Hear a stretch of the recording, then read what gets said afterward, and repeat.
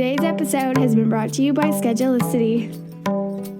And also by the 20-hour Yoga for Pelvic Health teacher training.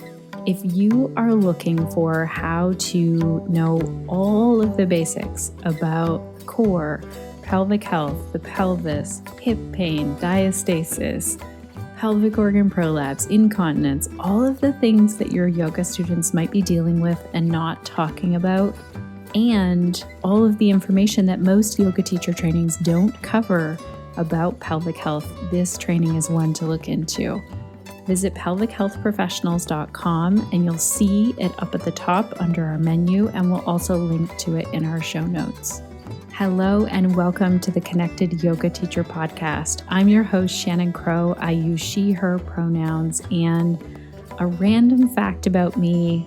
Some of you already know that I love to grow vegetables. I share about it in my Instagram stories when it isn't snowing where I live here in Canada. But maybe you didn't know that I used to have a 2-acre vegetable garden.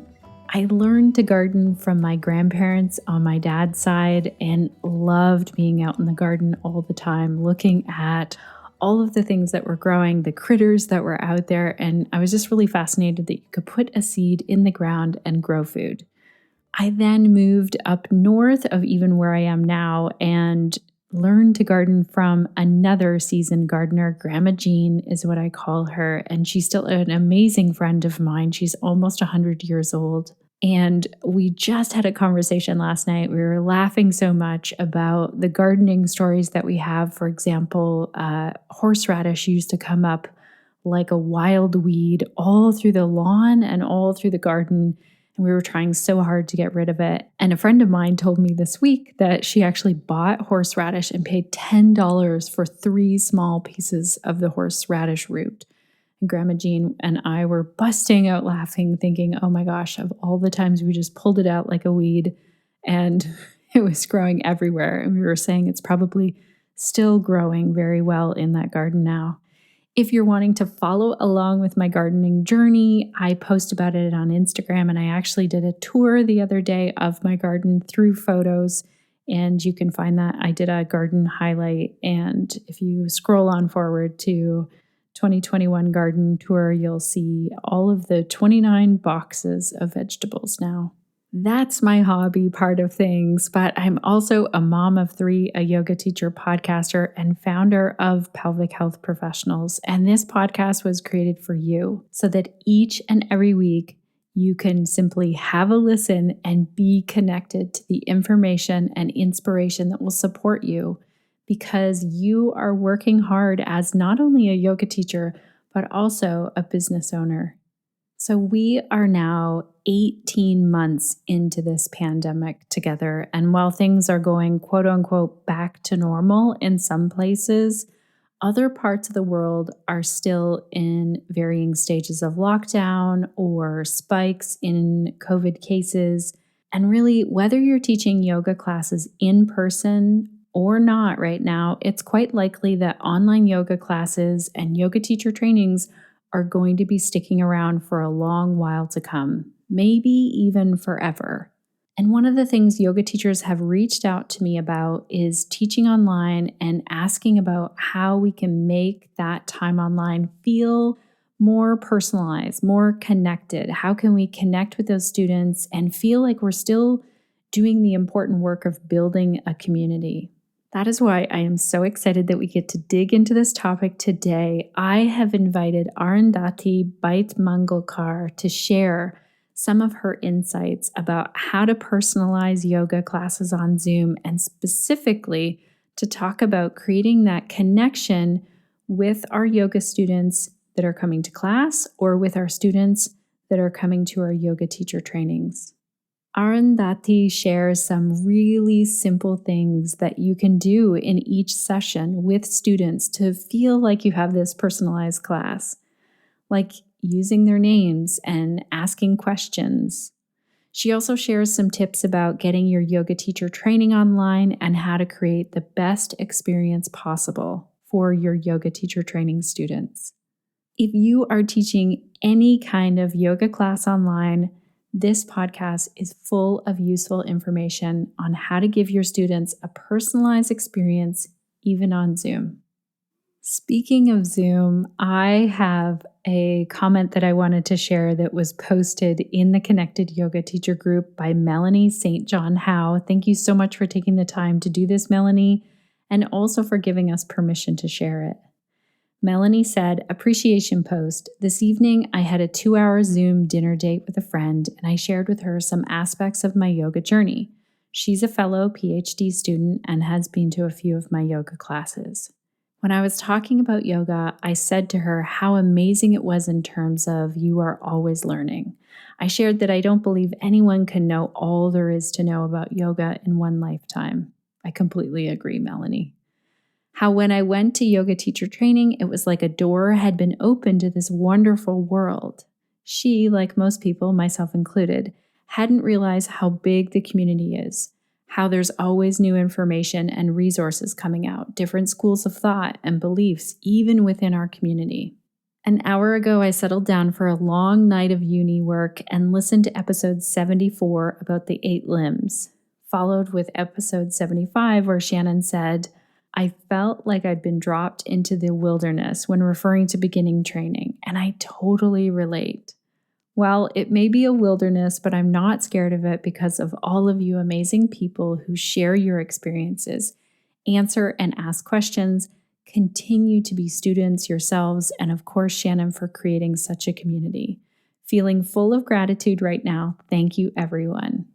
Oh my gosh, Melanie, thank you for posting this in the group. We love appreciation posts and feedback about how the group is supporting you. If you're listening to this and you're not already a member of the Connected Yoga Teacher Facebook group, come on over and join us. You can find the button to join on our website. If you go to theconnectedyogateacher.com, look for the join button, or if you search Facebook for the Connected Yoga Teacher group. Not our page, but our group, then you can find it there. And if you're a yoga teacher, you can sign up. Before we get into today's interview, let's hear our hot tip of the week from the team over at Schedulicity.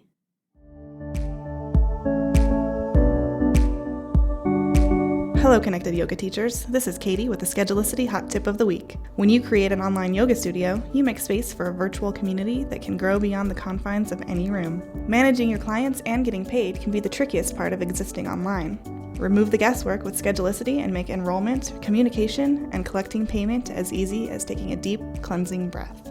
If you have one student that you teach in person or 1,000 signing up for live virtual workshops, empower them to book online with ease. Thank you so much, Team Schedulicity. Now let's get right into this interview. Arundhati is the founder of Aham Yoga, a full-service yoga studio, and Bollyworks, a part-time Bollywood dance studio in Redmond, Washington. Born and raised in India, Arundhati came to yoga after nearly a decade of teaching dance and started teaching yoga in 2006. She's trained in vinyasa and hatha styles of yoga from renowned yoga masters and is known for sequencing, alignment, and educating her students. Arundhati represents a great balance of classical and modern yoga, and her classes are challenging, dynamic, fun, and precise. As one of the leading yoga teachers in the area, she offers yoga classes, yoga teacher trainings, and workshops. But Arundhati also has a blog, YouTube channel, and is the host of the Let's Talk Yoga podcast. And back in 2020, there was a list of top 20 yoga teachers of color to watch out for by YogaWalla, and Arundhati made that list. Let's dive into our interview today and find out how you can personalize your Zoom yoga classes. Welcome to the Connected Yoga Teacher podcast, Arundhati. It is great to have you here today. I'm excited to be here. Thank you for having me. I feel like we've been chatting on Instagram and planning for this podcast for a long time now. I think we connected last summer, and yeah, here we are. This is how long it sometimes takes. Uh-huh. Yeah. So congratulations on launching your podcast. I feel like that was last year. Yeah, I think tomorrow will be officially 6 months since the podcast dropped. So, yeah. That's a big thing. I feel like if you can get past the first 10 episodes, you're on a roll. At the start, when we connected, I was like, if I can make it to 25 episodes, I'm good. And now I've crossed 25 and I'm like, whew. So, yeah. Tell our listeners what your podcast is in case they want to go and have a listen. So it's called Let's Talk Yoga. That's great. We'll link to it in the show notes as well. I'm excited that we get to talk about teaching online. Maybe that's a class or a workshop or a yoga teacher training. But before we get into that, tell us, what is the work that you do now and who do you do it for? Well, currently I have a yoga studio. I've had a yoga studio for the past 7 years. It's called Aham Yoga, and I live up here in the greater Seattle area. So that's where it is. Things are virtual now, and it's a full service yoga studio. So that's a big part of my life. In the past 6 months, podcasting has also become a part of what I do. And like we were chatting before we hit record, it takes a lot of your time. So now I feel like half my day is podcast stuff, half my day is studio stuff like classes and trainings and all the admin that happens on the back end. I'm also I used to be a professional Bollywood dancer, and I used to have a dance studio that we used to do pre-pandemic. Now, but for the past year, we've slimmed that down and I teach just once a week. So there's a dance side of it as well. That's pretty much what I do. So then you and I were chatting on Instagram of like what it feels like to teach online now and the differences there. What do you think helps right now when we're meeting up with our students online? What helps to feel like we have that connection with them? So firstly, I think just understanding that teaching in person and teaching online are two completely different experiences. There are so many similarities in terms of the sequences you teach and how you conduct the class, but there are also a few things that don't translate really well. So it's a little more impersonal to be on Zoom because you're not able to look people in the eye, and you've probably seen this, right? Based on how people are set up, sometimes all you meet are their legs or their forehead or, a silhouette of them. You can't really see them. So it is a challenging switch, but there are a few things we could do as teachers to try and make that space more warm and personalized and inviting. Do you want me to go into it right now? Yeah. Okay. Some things I've noticed that have worked for me in the past have been just whenever people come into class, as soon as they come in, I make it a point to acknowledge everyone by their name. Like I actually stand in front of the screen and I'm like, okay, and I take everyone's name. I greet all of them. If I have extra time, I'll say a thing or two. I joke about how I recognize who's coming into class by the walls behind them because now it's so familiar. And if they change a room, I'm like, oh, looks like you've traveled today. And so just that few moments of interaction. I also use this time to call out that, once class starts, it's go, go, go. But they shouldn't hesitate to unmute, ask questions if it's about the pose, about the moment. And even though their unmute button might be 5 feet away from them, it's well worth their time and mine to just go and say, hey, can you show that again? I didn't understand that. Oh, my back is hurting in this one. So it's never an interruption, because sometimes people think like, oh, I cannot, stop the class or interrupt the class. So I always make it I say I enjoy it when you ask me those questions, because I can't see you clearly. If you were in the same room as me and you're breathing and moving and that whole 3D image, right? There was so much input we can get if we're in the same room. And that one-dimensional image, it cuts out a lot. And I don't know if you've seen this on Zoom, but depending on the backgrounds people have and the lighting they have and the clothes they have on. The other day, I had a student who had a very dark black chest of drawers. She was in full black in front of that, and a dark mat and very dim lighting. And at the end of class, I was like, I could barely see you. So next time, do you mind either wearing brighter color clothes or moving to a brighter background? And I tell people, like, I can't tell if your right leg is in front or your left leg because of the colors and the lighting. So just being open and really acknowledging, hey, these are my limitations. And so just being in that person's room, even though you are not there, like, so I would say names before class, after class, thanking everybody, telling them how, if you have questions, I'm here. I have enough time and more to answer all your questions. And I actually have students who stay back and who will ask questions every now and then. It doesn't happen all the time. And then I ask them to show me if they're having difficulty in something. And I said, you have 2 minutes. Can you do that pose again and show it to me? Sometimes on the grid, my eyes don't move fast enough. So there's stuff like that. There's a couple of other things that I try to do is if I know someone is, they've come in late, or last time they told me their back is hurting in Shavasana when I've muted myself, I go and leave like a personal message for that student. Or if I have a pregnant student in class who's doing a slightly different sequence compared to everybody else, I'll just go quickly leave a note. Or if someone said, hey, when's the next pranayama session? And I use that time to quickly type in, not for everyone. You can't do it for everyone on the grid, but just whoever I need to or I can. And then before they leave, I'll be like, oh, I've left you a quick note for something we were talking about. Just make sure you see that before you leave. So that you can't do all of them, but you can at least try to do a few of them. Oh, that's amazing. I love that so much, especially using the names. That makes a big difference. And, it's like when you hear your name, you get really excited when someone's used your name. And also in terms of seeing them, I love your tips on this.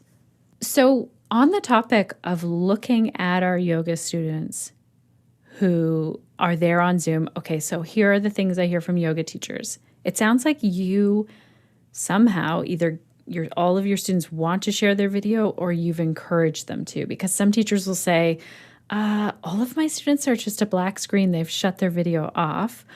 Mm-hmm. Or like you said, I just see their legs. You can't see them at all. Sometimes I see students ceiling, like they just set their iPad down and it's just the ceiling. So what are your tips around that? That's such a great question, Shannon. So because a lot of my clients are people I have met at the studio, one, they are not apprehensive in turning on their cameras. Okay. And also I have encouraged and joked about it and also told them that, the only way this will work is if your camera is on. Because when you came into a studio, you didn't practice with your eyes closed. Neither did I teach with my eyes closed. When you turn off your camera, and I say it a little more nicely than I'm saying it here, but when you turn off your camera, it's like me closing my eyes and teaching you. Right. And that's fine if that's what you want, but I can't add value to your practice beyond a certain point if I cannot see you.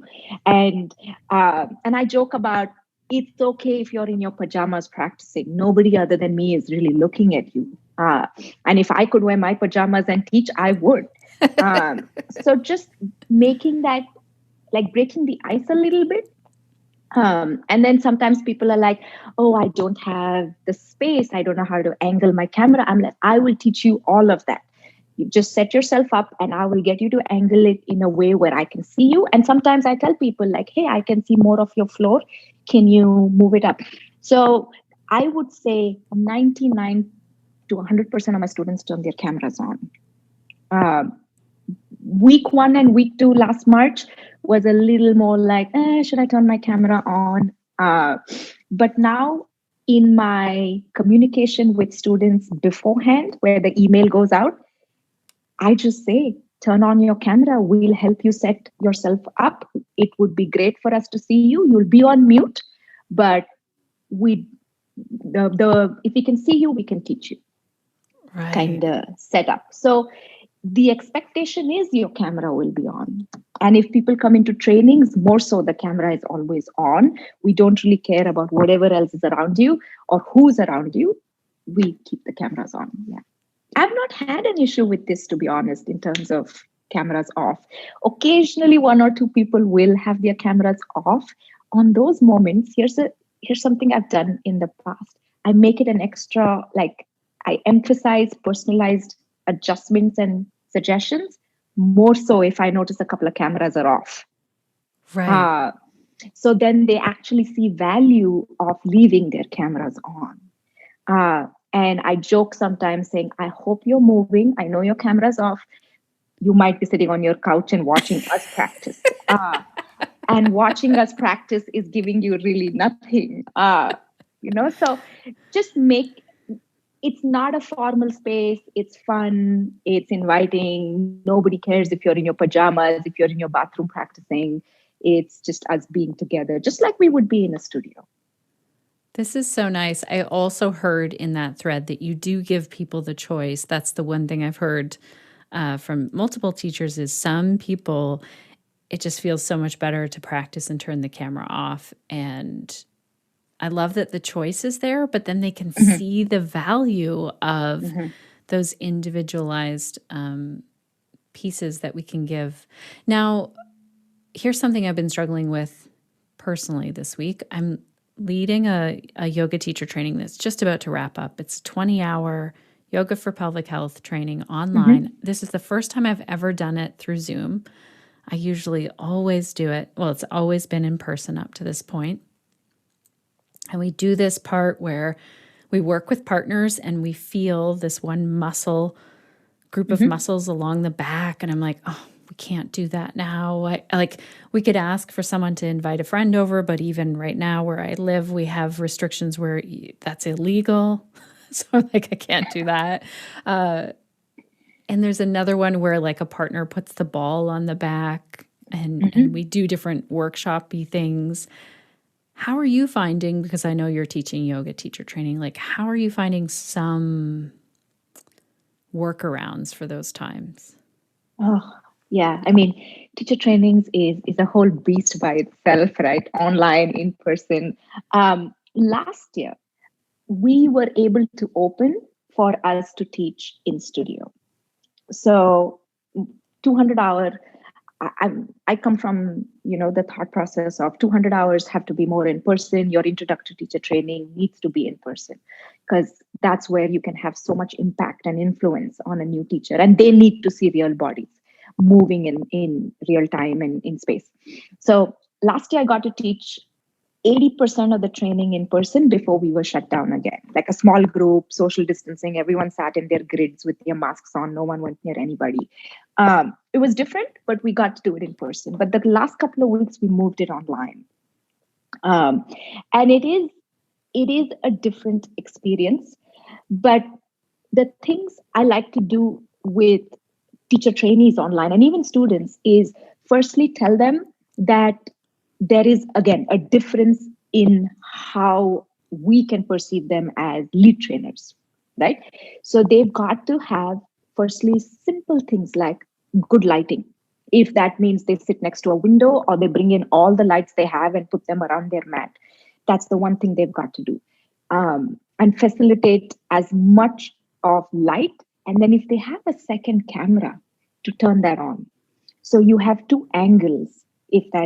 So say your laptop and your iPhone or your iPad or something else.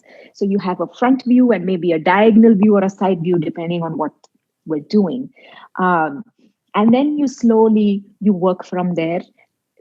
I've actually asked people, even here, we never told people to go and teach somebody in person, but to teach online. But if you have someone else in your house, maybe ask them to come and be your, guinea pig, for lack of a better word right now, for that moment. So say if I'm teaching Anjaneyasana, a low lunge pose, I'll just say, who's in your house this evening? Do you have a partner at home? Do you have a sibling at home? Just, can you ask them to do it? And can you notice these actions in their pose? So just trying to figure out their workarounds. But I would say online, make sure your space is well lit, make sure you can provide multiple angles if possible. And a big part of this Zoom yoga for me, Shannon, is just being honest about what you can't do as a teacher, right? Like you can't see them as clearly. And it is the new world we live in, right? And depending on what you're teaching, sometimes we need to see them more, sometimes we need to see them less. So if I'm teaching history of yoga or philosophy or something like that, if they have their cameras off, it's totally fine, right? If they're sitting on their couch with their legs up, is fine. But if they're actually doing something movement related, then it's a different thing. So just being completely open about, take that extra 5-10 minutes to set up. And I tell the trainees and even the students who come to class, you have to take more responsibility for your practice. And that can come in different layers. It starts with, can you find a space as simple as, can you find a space where you can lock yourself up, even if it's your closet, for the next hour, where you don't have anybody disturbing you? It doesn't have to look pretty. It doesn't, nobody really cares about that. Or at least I don't. And can you then, if you have children running around you or television's on, can you put on a pair of earphones or something that you can practice or listen with, so you're zoning in a lot more? Can you move out of your home office space so you're not staring at your work desk? Can you just, or turn your back to it if you don't have space? Take your eye watches off, put your phones on silent, put your phones in a different room if you can, turn off your email. Sometimes I see people like really close to their screens before class, and I joke with them. I'm like, are you still checking work email? Like, and and it's also because I know these people for really well and for a long time, and I take the liberty of laughing with them. And I'm like, turn it off. I hope you're turning it off. And just encouraging them to, I tell people, like, don't log in and start your practice. Log in, sit on your mat, stare into space like you would at the studio, and slowly create that space for yourself. And take that responsibility to create it, because I can't remove the distractions you're in. That is such a good point, that's something that people do in a studio. You know, the odd cell phone would go off, but most people figure it out really quickly.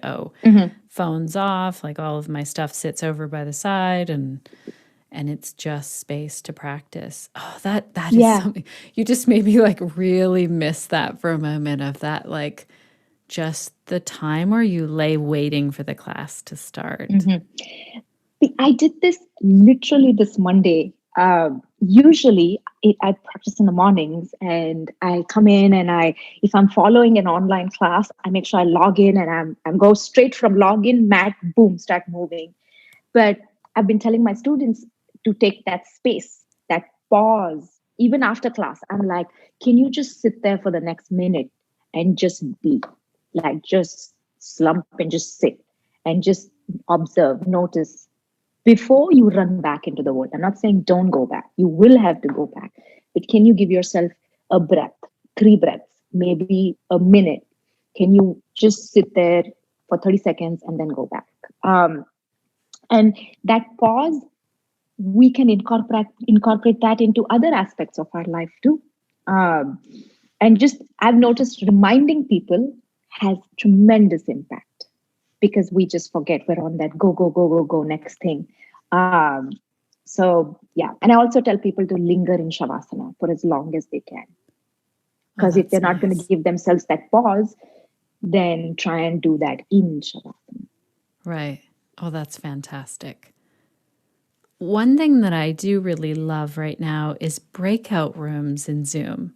I love, partnering people up, and they can do co-teaching time and do different group activities in smaller groups on their own. Is there anything that you've found for your students, your yoga teacher students or your yoga students, that works really well online?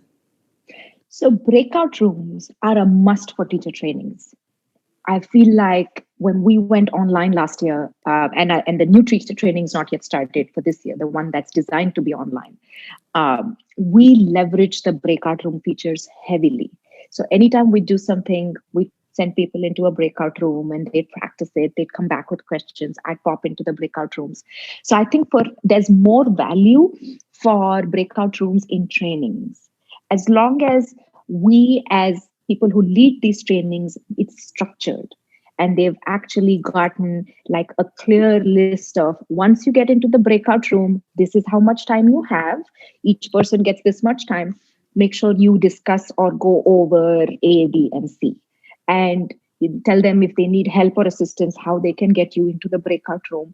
And then once they come out of the breakout room, we have this little sync up. And then do they need to go back if there was things that, wasn't clear? And then I do the same breakout room, but with different partners, as in the same topic. So they get, like in a real class, how you would switch partners for a certain thing. Mm-hmm. So then move around.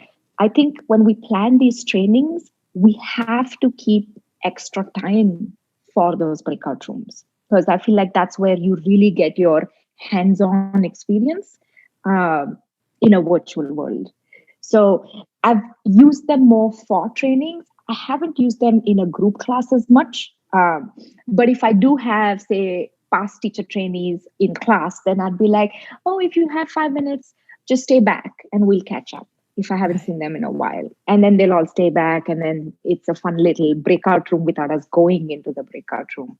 Breakout rooms for teacher trainings, an absolute must. I haven't been able to use them in an asana class, no. No. You said that you instruct people how to get you to come into the breakout room and help. How do you do that? Like, I thought of that the other day. Just the raise your hand feature. And when everybody's in their breakout room, right? I don't think of that as the break for myself. I'm literally sitting there and going, breakout room 1, I pop in to see if everything's okay, just silently. And then if they need something, I'm there. And then I go to the next breakout room. So the time that everyone else is in their breakout room, I'm actually just like how you would walk around in a studio. And you would just, be in the background, listening to people, watching, adding input.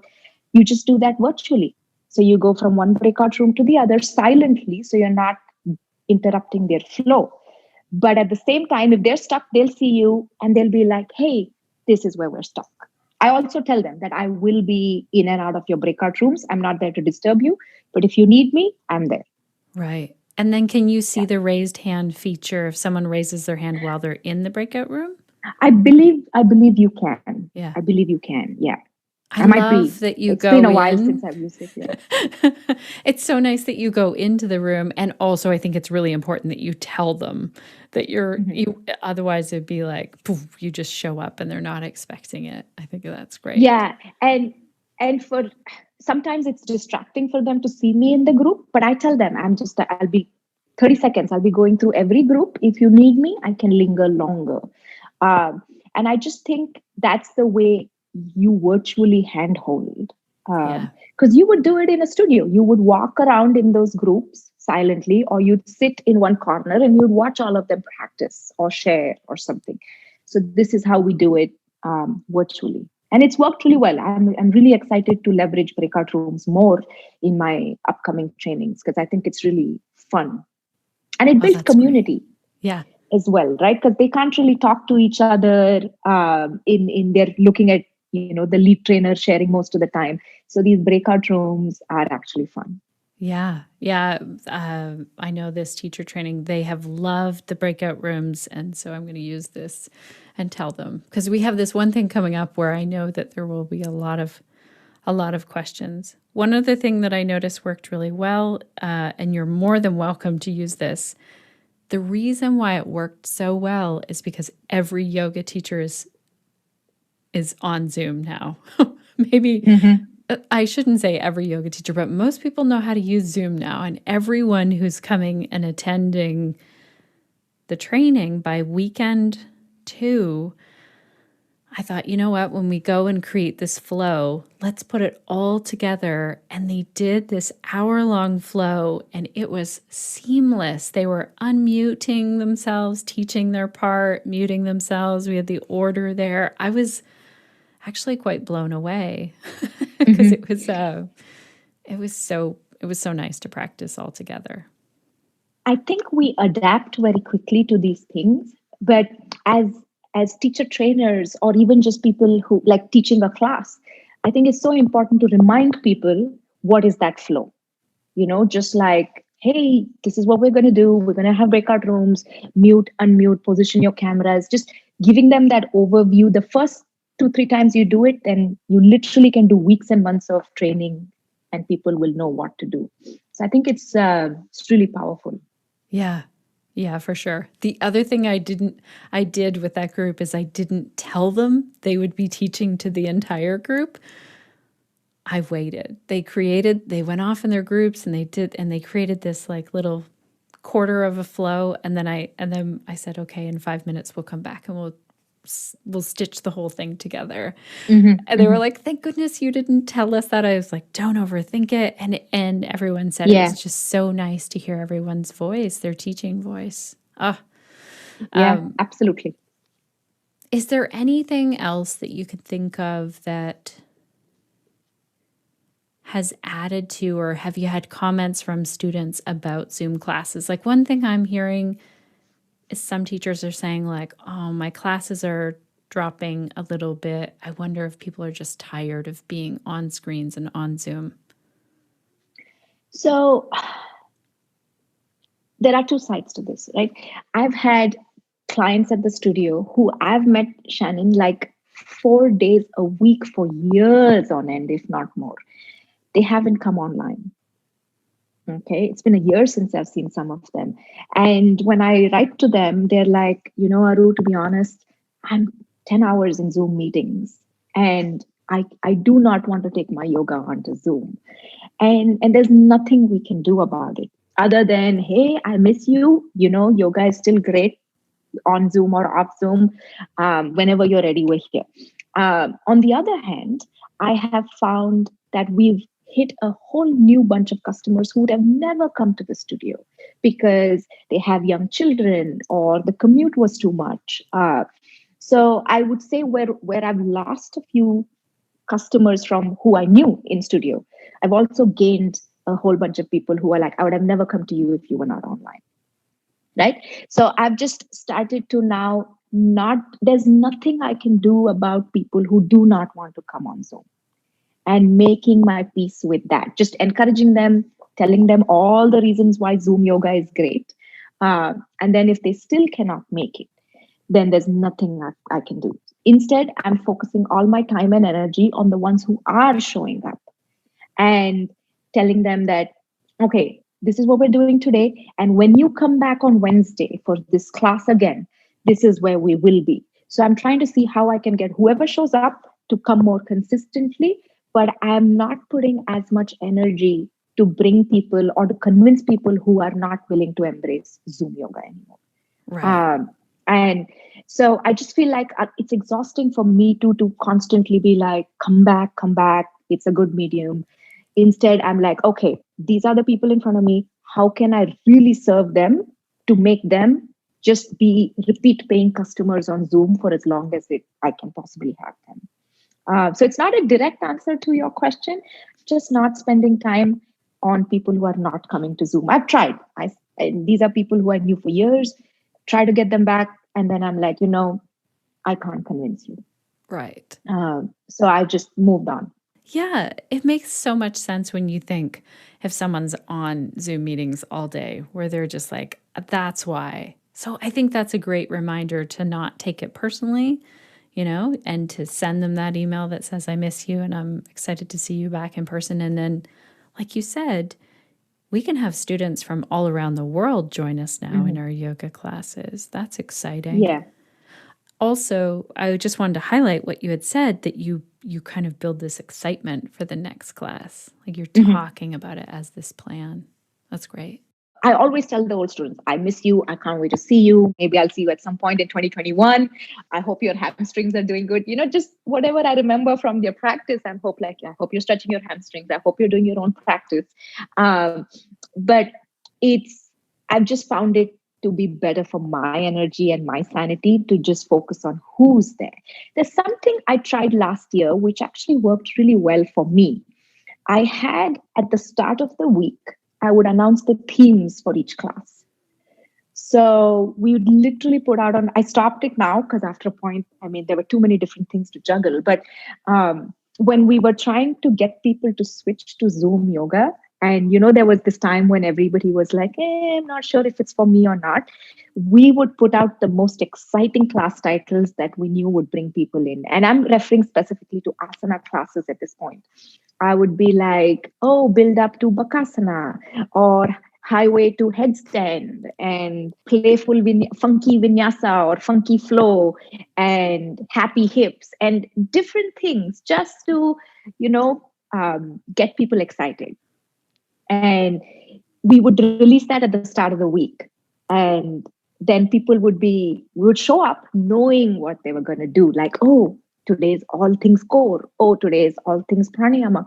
So they would actually just show up and they knew where we were going, and that helped bring people in instead of saying level 2, 3, level 1, beginners yoga. Okay, well, beginners, we still kept beginners, but all levels. We gave it a name, we gave them the direction we were going in, and those themes really helped. So now we've taken the themes off. I have the theme when I show up to class, but I mention it to them in the previous class. So I'm like, remember this, we're going to build on this. Make sure you don't miss this, because then next week you'll have a missing piece. So come back. And I think it's working. Well, that's amazing. That sounds really like it makes me think, you wouldn't want to miss that thing because it's going to build on it. That's great. Is there anything else that you think that you've learned along the way? Does any part of yoga help you on the days when tech doesn't happen? I know from following your Instagram, there were days when the power was out. Yeah. A whole week. That's wild. Is that a normal thing? The power was out for a day, but the internet was out for a week. And it was the week I told you I had signed up for a training with Judith Lassiter that started at 5 a.m. my time, because she was teaching London time. And I used to drive to another teacher's house, one of my teachers. Luckily, she was doing the training with me. At 4:30, I would be at her door with all my restorative props and like so many things. She was so kind to let me in. Yeah. It's not a common thing. It is not a common thing. Thank God for that. And so have you found any yoga philosophy or any part of your yoga practice helps you with this time right now? I think a lot of it does. I always talk about the yamas and niyamas, right? Just practicing contentment in this moment, even if the moment is unpleasant, practicing being happy and being kind to yourself. So a lot of that goes on in the background. But what I have really taken away from 2020 is just to go with the flow, as generic as that sounds. I'm a planner. I had all of 2020 charted out. I knew exactly what I was doing every month. I knew my goals. I wanted to hit them. I knew where I was going. And then all that effort just went down the drain. So it's about accepting the moment, even if that moment is unpleasant. So if something goes wrong, just not to let it take my peace away from me. I'm just like, okay, there's a lesson in here. What is that lesson that I can learn? And you and I had spoken about this like last summer about online teacher trainings and in-person teacher trainings. And for the longest time, I've been so resistant to online yoga. Something I didn't speak about till now. If you met me in January 2020, I would have said online yoga sucks. It doesn't work. There's nothing there. Now, it's a very different perspective. I still acknowledge there are limitations, but there are also so many positive things about that medium. So just keeping your peace and not being attached to something that you have no control over, and living in the moment. So it's a little bit of everything. Everything I operate on for business comes from the yamas and niyamas. So yeah. That's a great takeaway. This seems to be the thread this week of people who I've interviewed who are like, I had this plan and then I threw the plan out. And now I think I'll just see where things take me. And I think that's a good plan right now. It's not like I'm not doing stuff. I'm not being like, when I say go with the flow, it doesn't mean I'm not putting in the effort. In many ways, it feels like I'm starting from scratch. Mm-hmm. And I'm like, okay, this is not where I thought I would be, but almost 7-8 years into this, I've got to start from scratch and take a new direction, and what that new direction means, and how to build that up. Initially, I was like, oh, there was a lot of disappointment too last year, right, Shannon, with the dance studio closing. And of course, you lose all the revenue from that. And there's nothing you can do there. Then the yoga studio and losing revenue with the yoga studio, paying rent for a space still a year later. And so there's a lot of that. And I spent a lot of time there last year. But now I'm at a point where I'm like, this is what it is. How can we best feel empowered and empower others from this online virtual space, while still not compromising the yoga and the quality of what we do and the philosophy of what we believe in. And each one of us is going to have a slightly different take on it, a slightly different way of how we approach it. But go with the flow doesn't mean just sit back and not do anything. Because it can sound like that. Yeah, because when, I did take a lot of time off last year. But I also had less work to do, so I could take that time off. But it's also doing the effort and moving with where we are right now. Right. Well, that's great.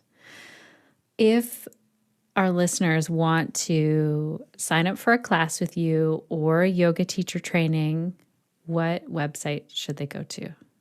So the classes, the trainings, all of that sits at ahamyoga.com. That's the studio website. Yeah. And then, of course, I live on Instagram, Shannon. I'm trying not to live there, but I live on Instagram. And that's Arundhati Baitmangalkar or Aham Yoga Studio. We'll make sure that we put those links in our show notes for all of that. I'm just so thankful for your time and that we connected on Instagram. So I'm thankful that you and I both hang out there a lot. Mm-hmm. And just thank you for all of this today. Oh, thank you, Shannon. Connected Yoga teachers, when Arundhati and I were chatting after the interview, she had this great story that I wanted to make sure that we included about online yoga teacher trainings and how her last batch of teachers got so much teaching practice. Have a listen. Okay. So in the teacher training, when we were talking about how do they teach somebody and get that hands-on experience, a lot of times I noticed this online batch, they actually practice teaching virtually with each other a lot more than any other batch that I've ever taught. They would set up these literally teaching online classes for each other. And when they had to certify, they would practice 8 or 10 times, some of them teaching the whole group. Whoever could come would come. They would practice at 8 p.m. Some people would teach at 6 a.m. But they actually taught each other and watched each other move than any other batch. Because earlier, if they did it when the studios were open, it meant going to somebody's house, finding a time when everybody was available. And it was just so much effort to get to that point. On Zoom, you hit, join meeting, and they would practice. They would sit and give each other feedback. And I was so amazed. I've never seen any other batch do it. But for their final practicals, because this was the graduating weeks of the 200, they actually taught more classes than I've seen anybody teach, just to each other. And they were so supportive. Their community was so strong. They never did not show up. They would do the same class 6-7 times, give feedback, change the sequence around with that feedback, go back to it. So it was actually really something I didn't see coming. And it was only at the end of the training, I was like, this is such an excellent thing. Even when studios open back up, I'm going to actually now ask people to practice teaching online so much, because it's just, you get to rehearse a lot more. You do. Oh, that's so good, because then they could also meet with anyone. Like the travel wouldn't be an issue. They can choose from all over. And they used to teach non-trainees and trainees. But the trainees really helped each other a lot. And they would show up repeatedly in each other's classes to a point where I'd be like, stop, how many times have you taught this week? Yeah. Right. Oh, that's amazing. Oh my goodness, Connected Yoga Teachers. I want to hear from you. How was today's episode? Did you gain some knowledge? Do you have something else to share? We would love to hear from you. You can leave a comment over in our show notes at theconnectedyogateacher.com/228. Or if you want to start a discussion and tell others in our Connected Yoga Teacher Facebook group about how you personalize your Zoom classes or what you learned in today's episode and are now implementing, we would love to hear from you in there as well. Thank you again, Arundhati. It is such a pleasure to talk with you. Connected Yoga Teachers, if you're not already following Arundhati on Instagram, go over and do that. She shares a lot of things I'm really watching now and just learning each and every day from her over on Instagram as well. Speaking of learning, I just wanted to wrap up some of my key takeaways from this because I think there were some really great things, and I'll share this list as well in our show notes for you. Arundhati talked about acknowledging everyone by name before and after class, encouraging students to unmute and ask questions even during class, really telling them that it's not interrupting your class. Having time at the end of class to ask questions and have that communication between teacher and student. And I love how she said that she's typing in just to one or two people, a few in each class, a personal message only to them in the Zoom chat. We started to talk about the potential of breakout rooms as well, and I'm curious to hear from all of you how you might be using that to form those communities. Have you ever done breakout rooms with groups of yoga students? I'm more familiar with this in yoga teacher training, but I think it could be very useful with groups of students. And I really love this thought of logging in and then sitting like you would in a studio. Even just thinking about this now really makes me pause for a moment and realize that that time of dropping into the space is something that we maybe sometimes miss when we're logging into a computer and, different things pop up like our email and whatever. And I'm so grateful also that Arundhati talked about Zoom fatigue and trying out different themes or class titles and really focusing on the students who are there with you instead of worrying about, oh my gosh, I saw these people drop off, really highlighting who is there with you now. As we close out now today, I want to take a moment to thank you for having a listen all the way to the end of today's episode. I am so grateful for you hanging out here and spending time with us, and also so grateful to our team for making today's episode possible for you to listen to. Already connected yoga teachers, I want to know, what will you be doing this week to stay connected to yourself, your yoga practice, and to your community so that you can share the yoga that lights you up?